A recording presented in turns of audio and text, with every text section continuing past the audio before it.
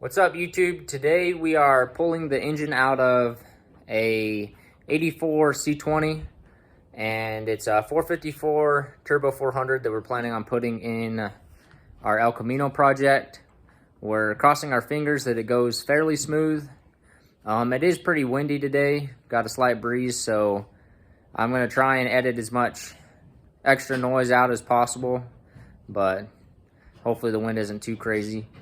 Please be sure to like and subscribe so you can follow along and hit us with any comments so we know what more videos I need to do, what videos you'd like to see, whether it's with the El Camino or our other projects. And let's get down to it. So here's kind of what we're looking at. I was originally going to try and pull it with the headers, but these headers will hit the frame, so we're going to have to take both of the exhaust manifolds off. But other than that, it should be pretty straightforward. I'll give you a little bit more of a play-by-play once we start really taking stuff apart. We'll start draining the coolant, and then I'm going to try and pull the engine and the transmission as one, hoping it goes fairly smooth.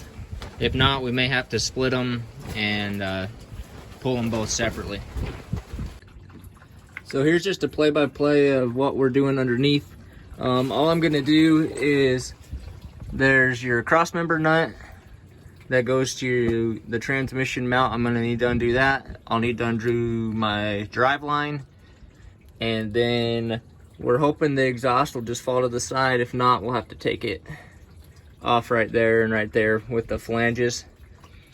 And then also we will need to take off the tranny cooler lines, and then over here on this side is our shifter linkage. We'll have to remove that as well.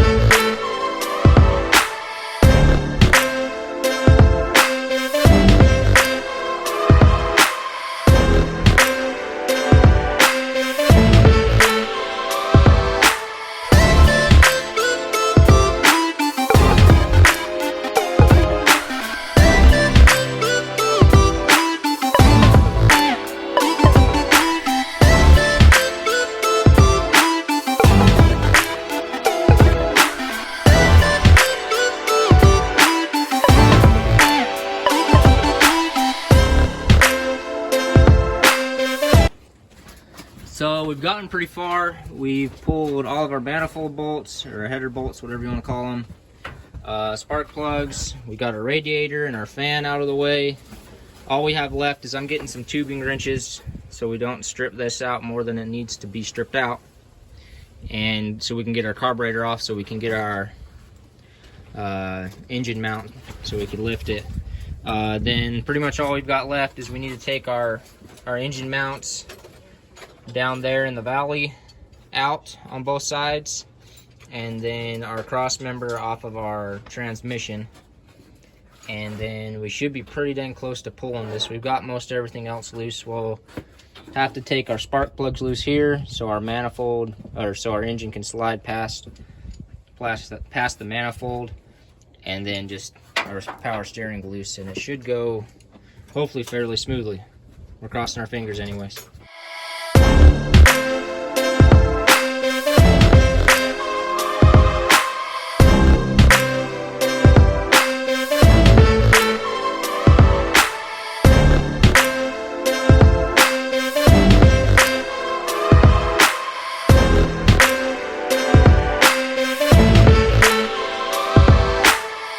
So what we're doing now is we're just lifting the transmission up little by little so that we can get our cross member out. So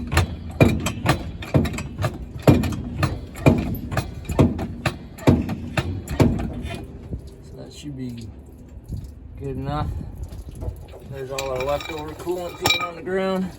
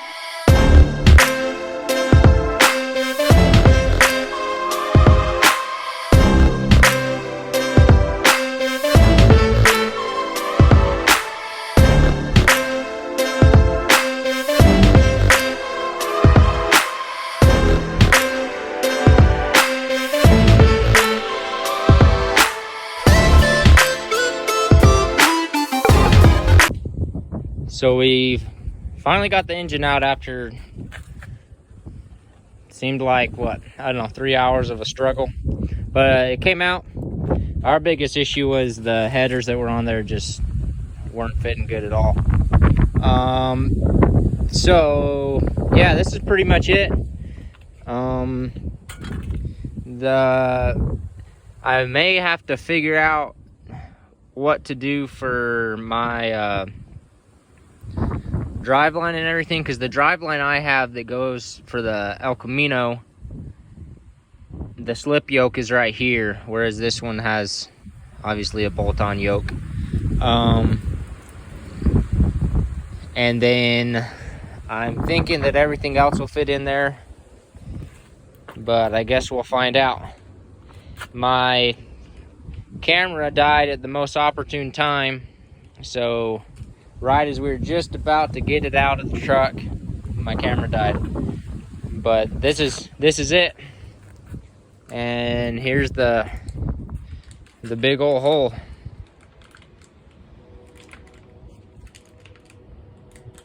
Thanks for watching. Hopefully you enjoyed it. I'm sorry I didn't do as much play-by-play as I intended. If you have any comments or questions about pulling an engine or anything like that, let me know. And stay tuned for the install into the El Camino. Take care, and we'll see you next time.